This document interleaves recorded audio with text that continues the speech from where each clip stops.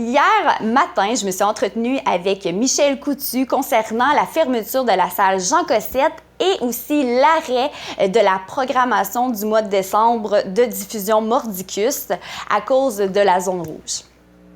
Je suis présentement avec Michel Coutu, le directeur de diffusion Mordicus, pour parler de la fermeture de la salle Jean Cossette depuis lundi passé. Bonjour Michel. Bonjour. Comment ça va? Ben, écoute, on s'est parlé souvent les dernières semaines. Et écoute, moi, je vais très bien. Je te dirais que qu'est-ce qui arrive présentement à la fermeture de la salle, on s'y attendait. Donc, nous, on était prêts justement à faire face à cette éventualité-là. Donc, je te dirais que ça va quand même assez bien, là. OK. Mais quand tu dis que vous y attendez, on s'entend que vendredi, comment vous avez pris la nouvelle? Personnellement, je pense qu'il y a beaucoup de gens qui s'en attendaient pas vendredi après-midi d'avoir cette bombe-là, qu'on tombe tout d'un coup en zone rouge, puis vous aviez seulement 3 jours pour vous revirer de bord? Ben, on a annulé seulement 2 spectacles ainsi que la fin de semaine d'impro, tout simplement.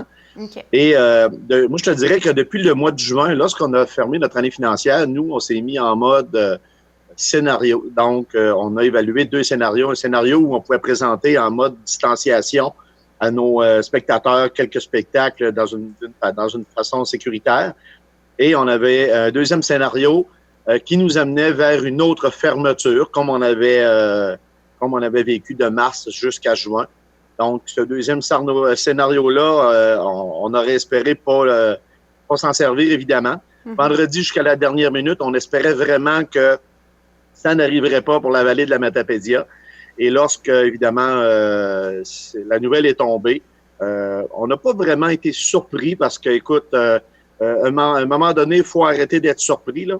On sait qu'on est en pandémie, on sait qu'il faut faire des efforts, on sait que la Matapédia va payer beaucoup pour durant ce temps-là.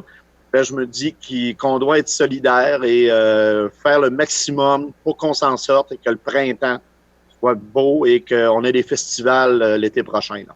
Mm-hmm. Donc, finalement, vous allez faire un peu comme mars dernier. Mais par exemple, vous avez un spectacle le 19 décembre prochain avec Kalimba, mais c'est virtuellement, mais pas de la salle Jean Cossette. On est habitué que ce soit via la salle Jean Cossette. Là, Kalimba va être de Montréal.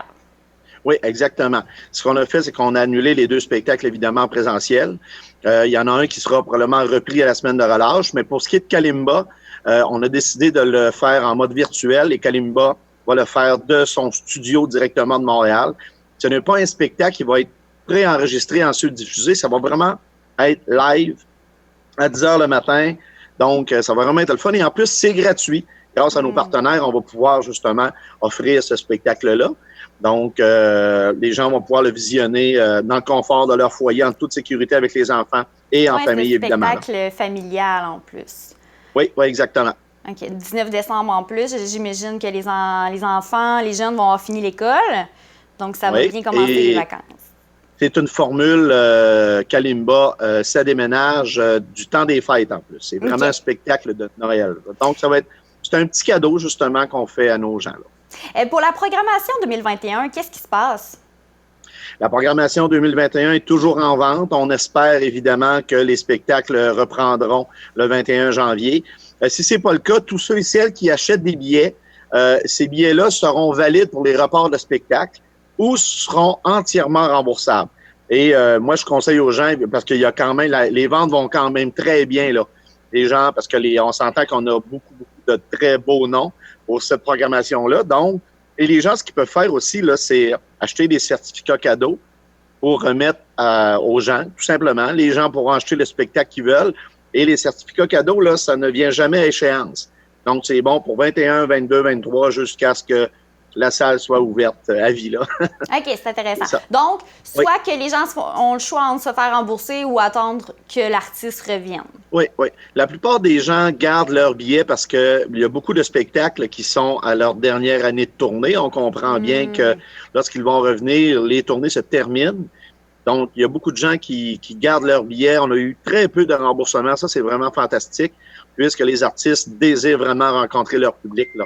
Donc, et c'est toujours, évidemment, C'est de l'argent comptant, les billets que vous avez en main.